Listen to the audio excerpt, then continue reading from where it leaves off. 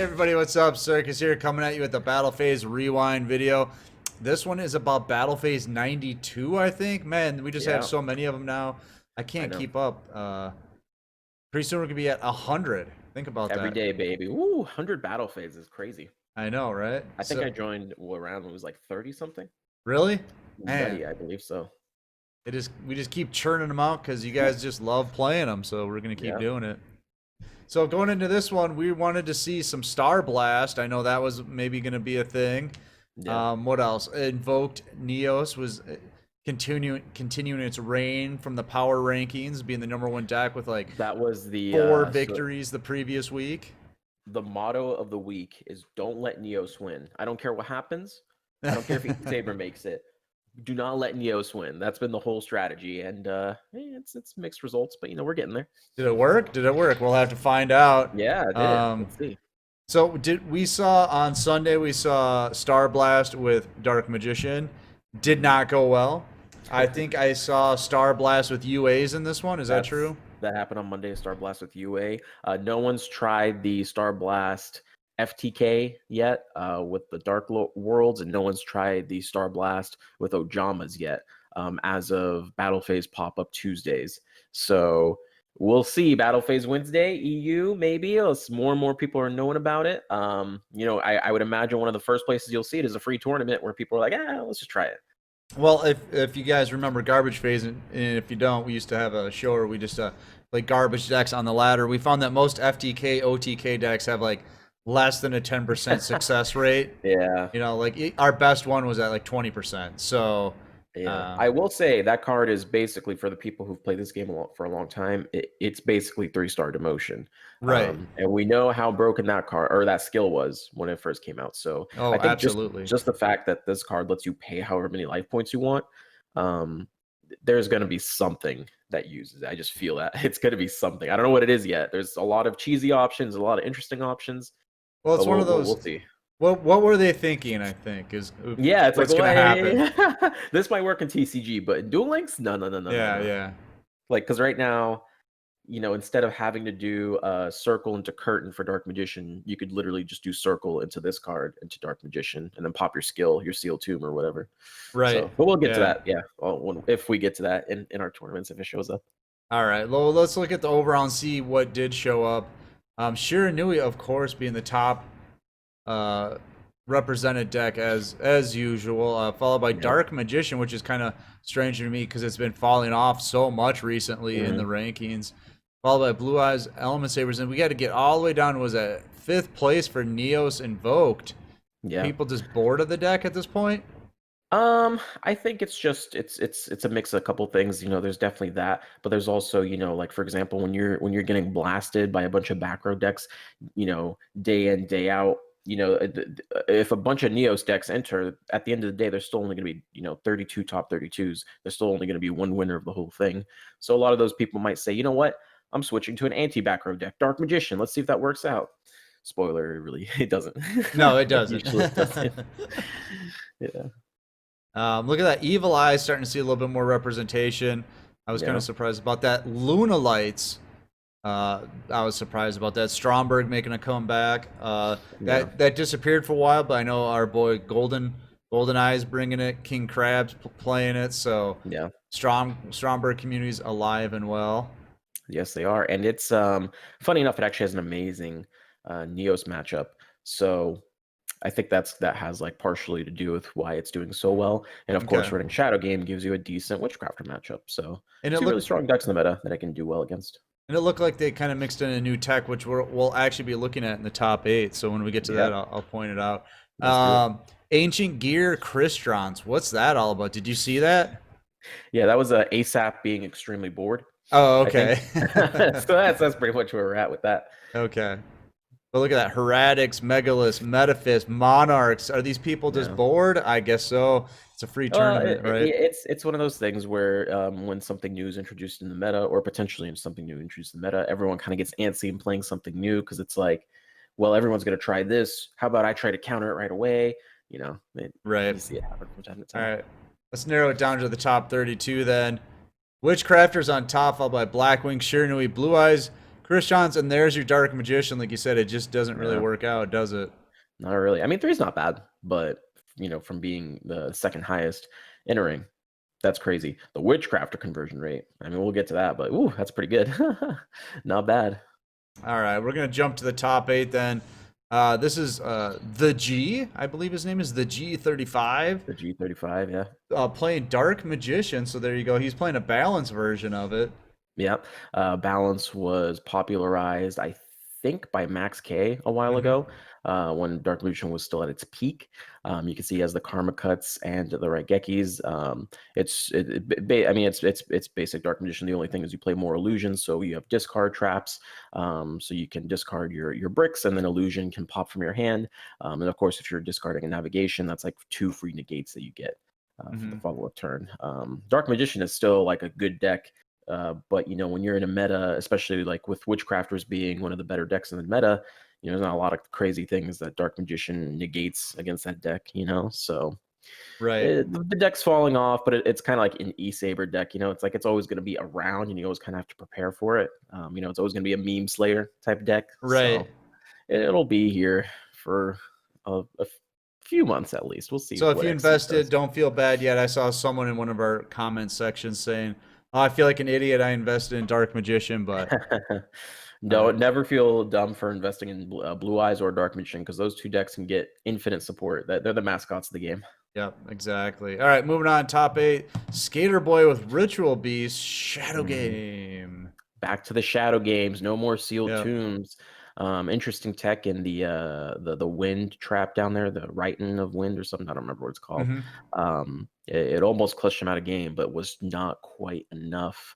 Okay. Um, Ritual Beasts, they had a little bit of a rocky week, but they're still showing life in the top cuts here. So we'll have to see what the deck does. I'm all for let's get rid of Shadow Game Ritual Beast, because I feel like constantly we keep seeing them burn themselves, and obviously like you remember someone burning themselves their own skill more, so Right. probably not. But I think the chance of it happening right now is just so much higher than what it used to be. I feel like it's time to play something new, more aggressive Ritual Beast, please.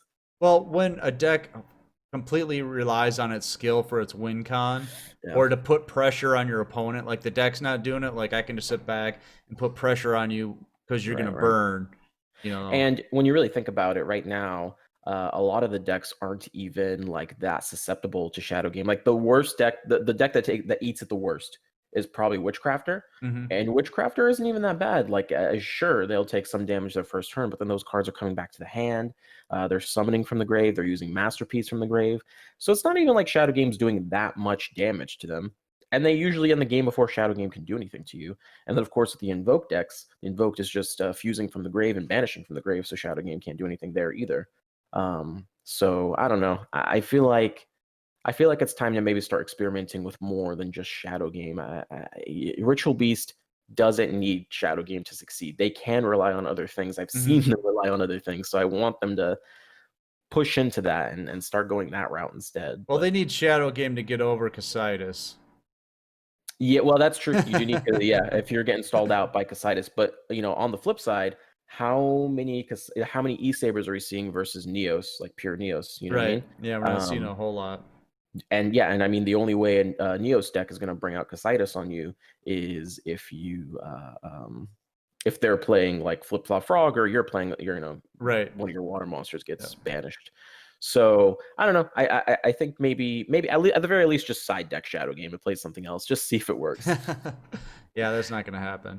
Yeah, maybe not. Just side deck it. Just see what All I'm saying is the happens. guy that played Seal Tomb won the whole tournament. So I'm just Right. saying that got clapped and he went aggressive. All right, we'll move up here to top 8. Pain playing Blackwings. Yeah, Blackwings. Blackwings is just Blackwings, isn't it? There's nothing real spicy about them anymore. They are what they are and they do what they do. Yeah, I mean, ever since the most recent thing was the level reduction. And Hmm. like we can see right here, this is pretty much just standard level reduction. Blackbird Close gets sent to the side deck in level reduction version. But yeah, I mean, this is pretty much how they've been playing for a while.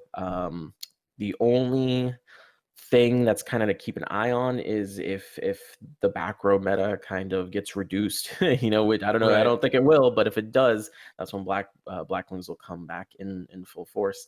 Um, But yeah, I mean, it's just Blackwings, man. If I were Typical Konami, Blackwings. I would encourage the back row meta because every deck needs 4 to 5 different trap cards and 4 to 5 different boxes. Hell yeah. Yeah, I'd keep doing that too. All right, top 8. King Krabby, however you want to say it, it's playing Stromberg. Um, Stromberino. yeah, and I wanted to point out the tech I guess I was talking about. Was that King Barbaros or something like that up next to Hmm. Psychic Wielder? Yeah, the King Barbaros is a interesting card. Of course, if you can normal summon it for 1900, or you can tribute summon it to get its 3K. And of course, you tribute 3, you destroy everything your opponent gets. I think he actually did it on Monday, twice, if I'm not mistaken. His opponent kept floodgating his stuff, so he's like, you know what? Tribute. And, it's kind of easier to do too because it's easy to get 3 monsters with Wielder. You can literally just, if you have 2 wielders, you could do it that way, or you could do Stromberg, and then the follow-up turn you have a normal summon if you want to do that, or you could literally just play Chalice onto your Barbaros. His effect gets negated and he's permanently 3000 attack at that point, instead of being the 1900 because that effect gets Mhm. negated. So it's interesting. I think he played the deck again today. I don't think I might be misremembering, but I don't think I think he took the Barbaros out. Okay. But it's an interesting tech for sure. I like it. Do you remember? Was it on stream or anything when he finally washed out? He, Do you know what I he don't washed remember out if against? I do not know. Okay, I always find it interesting because it's such a scrappy little deck. You think it's out, and all of a sudden they come up with some little play and they bring themselves right back into it, and then Yeah. Well, I eventually their think, luck just runs out. yeah, I actually have his deck from today, the tournament he played today. Yeah, he took the Barbaros out, and went with looks like lava golems in the main deck. So there you Oh go. yeah, I would definitely encourage that. Anytime you can get more Yeah, lava golem in more there, lava golems. Yeah. yeah, No, I mean it's a cool. The reason this deck is so cool is because of synchro summoning, right? Wielder makes right. this deck happen. If you took the Wielder out completely, the deck would just be too incomplete to really do anything. But the fact that the pumpkin carriage is special summonable from the deck, like really easily. You literally just need Stromberg Castle and you have your synchro ready to go, or you can just do it off the Grand Module if you have a brick with Grand Module. Yep. It's really cool that you can go into like kind of a toolkit there. So that's the cool thing about Stromberg. That's the thing to like about it. Or you can just wait for your opponent to your Blackwing opponent to swing into you and get destroyed, like what happened today in the top 4. Well, with XYZs coming out, I'm predicting that synchros are going to be stronger than ever. Because in the synchro era, we're seeing fusion monsters being the top deck. So I Yeah. figure Yeah. You XYZs will think? see synchros taking the lead. I mean, this deck would be able to XCs quite well, able to make level 3s. Yeah, so we'll see. It just depends on what XCs we get. Stromberg at the end of the day will always be a deck that punishes newer players or players who are inexperienced against off meta decks. So we'll see. We'll have to see. All right, moving top 4. Melancia. I always say that wrong. Milanessa. Milanessa. How about that? Mulan. Milanessa. There we go. Sorry about that. I always Melissa. mess that up. Crystrons. I'm gonna Yeah. go. We've said this before, but Crystrons doing better now than they did when they were a tier 1 deck. They've been getting really good results lately. And a lot of top Crystron players have been in our chat, just kind of watching them, supporting them. Francisco's like there every stream, Mm-hmm. kind of watching the Crystrons. And I have seen some crazy things going on with Crystrons. See stealth attack, level duplication. There was a guy that made it to top 16 today without playing Corion. I asked him, why aren't you playing Corion? And he literally said, Battle Wasp Hama better than Corion. That's probably a meme, but it's hilarious that he made it as far as he did, with a build like that. Right. Um, it's funny. I don't know if people just forgot how to play against Crystrons, or it's been around the meta that they're not playing around it anymore, because it definitely got nerfed. There's no question about that. Right. But it's doing relatively well. That them and Heroes have been increasing in the power rankings on a weekly basis. Mm-hmm. And speaking to some of the people that are playing it, they just feel so confident. Even -1 pulled it out against Sun that he beat Sun when he was 3-2. Sun was 4-1, essentially stopped, not 4-1, but whatever. He needed one more win to go to the next stage of Worlds, and -1 stopped him from going with Crystrons. Oh So man, come on now, Neg. yeah. But you know, it's one of those decks that I actually enjoy watching now too, that it's not everywhere What? and Come it's not on mirroring. now. I'm dead serious. Like there's no mirrors. It's actually exciting. And Oh then this, yeah, yeah, and you yeah. know, again, I want to point out Wielder's activating more synchro plays, and synchro Yep. plays are exciting to watch. That's Those just are what it comes down to. Wielder's my favorite, obviously because it's a backbone, a staple of the Performa Pals deck. Of Um, course. it's a great tuner, right? It special It's an summons amazing itself, and tuner. then you get Yeah. to pop a card with it if you do it Yeah. right, and yeah, it's Well, great. and I never really thought about it until I saw people using it. But you don't even need it for synchro summoning. The fact that it can just special summon, all you need is a level 3. It just special summons. That's amazing for XCs. That's amazing for Oh tribute right, summoning. That's amazing for it has so it's not just a synchro material. It's got so many uses. yep. And I would not be surprised once we go into the XCs era, seeing this card's value kind of skyrocket a little bit, and maybe even approaching that staple level in so many decks. Get It's your already slowly 3. happening, so Yep, get it'll your be interesting 3. to Get see. your 3 Get your now. three, get your 3 now. Maybe with dream tickets if you got Well, them. I believe the Wielder is in the Stromberg box, so I think you're right. Yeah, it's a mini, isn't it? yeah, you get it all at Yeah, once. yeah. You get It's not even that Stromberg, bad. you get Wielder. It's all good, man. Yeah, yeah, yeah. No, this card's amazing. And we're seeing it in more and more of these tool kitty type of boxes. And the crazy part is now that we have synchro tuners, I see it all the time. People go into these crazy plays. They make Coral Dragon, then they go Coral Dragon plus anything else, then the Wielder. It's just the Yeah. amount of plays that you've been seeing with it is just insane. And I'm expecting to see it in more toolbox type Well, decks. I You mean, would I so think a far. lot of people took their inspiration from the Performa Oh Pals yeah, video easily, where you're using the Wielder into the Coral Dragon and the Vermilion Dragon mech. You're popping cars all over the place. easily. Make sure to check that video out because pretty soon we're going to see it at the top of the power rankings and the tier list. Just saying. It'll be so high that you won't even see it on the list. That's right. All right, moving on. Top 4. Wheezy Duck playing Shiranui. Yeah, this was the I think he took out the Ritual Beast player, actually. Oh, did he? Okay. Yeah, it All was a that back heartbreaker row. because everyone in chat was like, "Yeah, Ritual Beast, you got this. Win another tournament." And then I think he got 2-0'd by Shiranui. Yeah, interesting to see Shiranui going back to Lancia in the main deck instead of Sphere. I feel like as the meta shifts, that's just what happens. All right, boys, time to put Lancia. Oh, we're getting OTK. Time to put Sphere. Oh God, there's too much banish to go. Back to Lancia. It's just Right, going back right. and forth, back and forth, back and forth. But other than that, he's playing the one of Cosmic.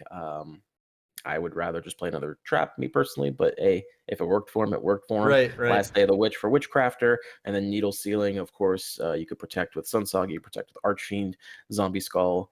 Standard Shiranui, man. It's the most basic of all decks. Like you go to Starbucks and you're just getting a straight Americano. This is you're Right, playing right. Shiranui. You're not really doing much. You're super basic. You have great Yep. staples.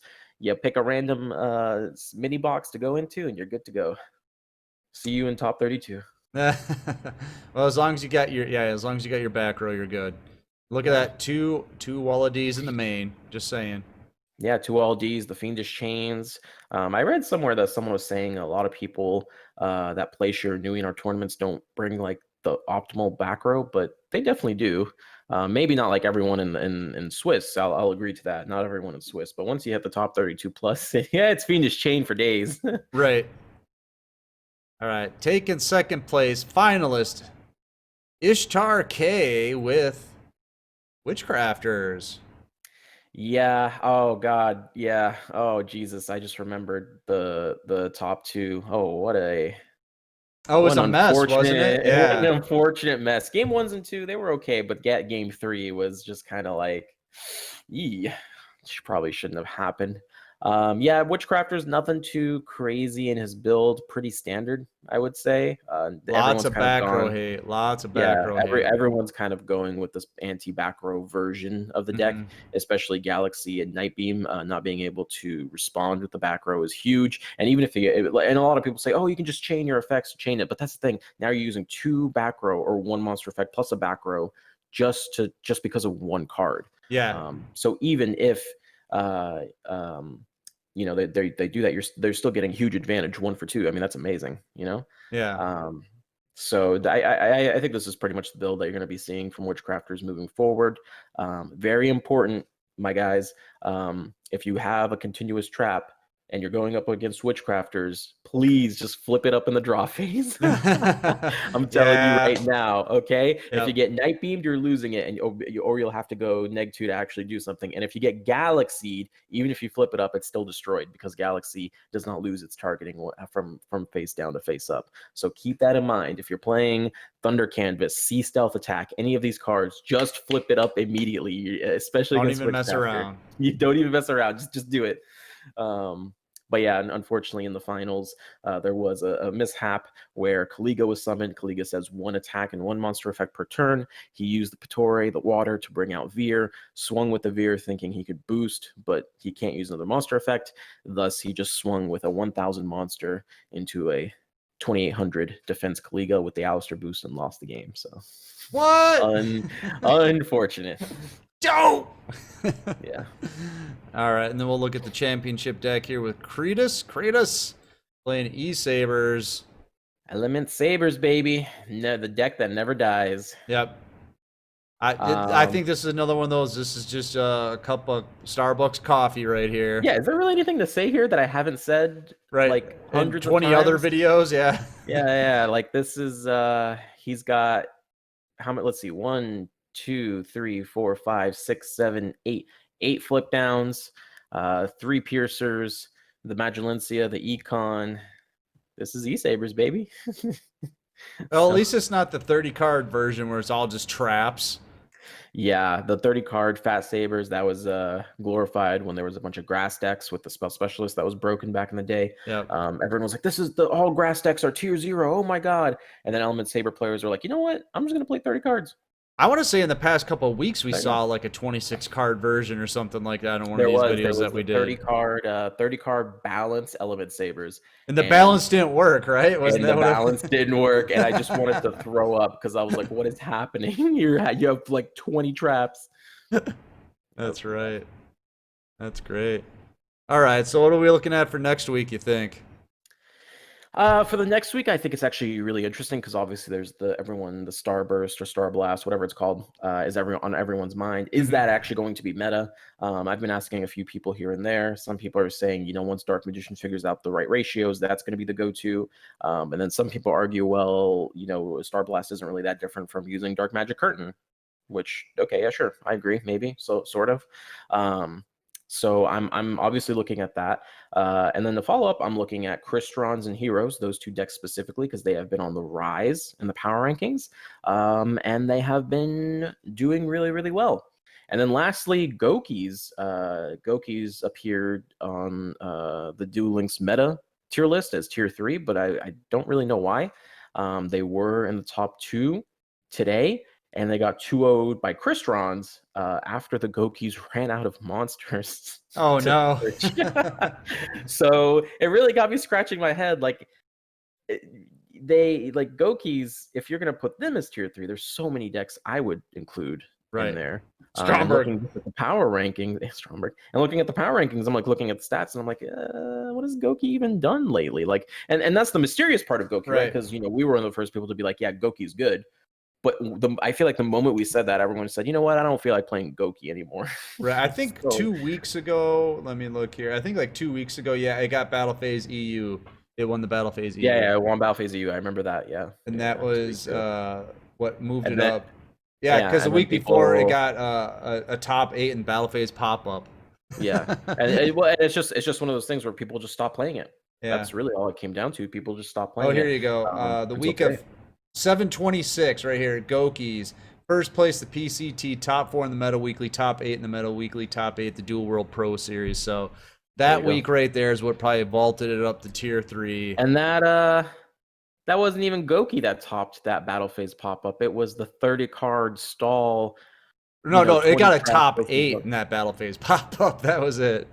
Yeah, exactly. Yeah. He wasn't like actually top 4, I think. He made it to top 4. Okay. Yeah, that was like Invoke, Goki, Shadow Game, oh, okay. 30 card traps. It wasn't just like straight Goki. Yeah, that was like the mess that we put on stream, and we were like, oh my god, this guy's undefeated. What's going on here? Okay, in the previous the week of 719, it did get a win in Battle Phase EU and a top 8 in Battle Phase EU. So I guess it squeaked into tier 3, but it Yeah. hasn't done anything since. Pretty much, yeah. So, my eyes are on it to see it, compete. Obviously, getting top 2 today is really, really good, even though it did lose in quite like pretty much the worst way ever. You get trashed the first game, and then second game, you literally run out of monsters and just lose the game because you have no more Right, monsters in that's your just entire embarrassing. That's deck. like Evil Yeah. Eye bad. Well, and it's just one of those things. It's like, oh yeah, that's right. You don't try to go to the grind game with Crystrons because you will lose every Right. time. You cannot out resource Crystrons. Right, And he that's what they tried. do. It didn't work. So, I just want to see what Gokis can do. Earn your keep, as they say. Like here, you guys made it as a good deck. Everyone's acknowledged that you're a good deck, and then everyone stopped playing it. Why? Like let's bring it back. Come on. Well, we always have room for you down in the Rogue Deck series. After this past week, Yeah, no we need kidding. you back. We need you back. Do Ritual Beasts count as a rogue tier now? They lost to Six Samurai today. I know it's so hard. We're always asking people what qualifies as a rogue deck. Once you're meta and you fall off, are you rogue anymore? I always think as hard to rogue is say. like the up and comers, like Yeah. the guys that want to make it, not the has-beens. Right. So we gotta have like a legends series. You have the power rankings, the rogue decks, and then like the legends, right? The retirement home. Right. That's where you see the Crystrons and the ritual beasts and all that. All I'm saying, boys, remove from play. Ritual Beasts coming to you soon with Cairo. Oh no, Expect no, it. no! Say it ain't so. All right, we're gonna get out of here. I hope you liked the video. And if you did, make sure to hit that like button. Make sure to do a comment in the bottom below too. That'd be great. We appreciate it. But we're gonna get out of here. I'm Circus, and that's Rye. Farewell, YouTube. See ya.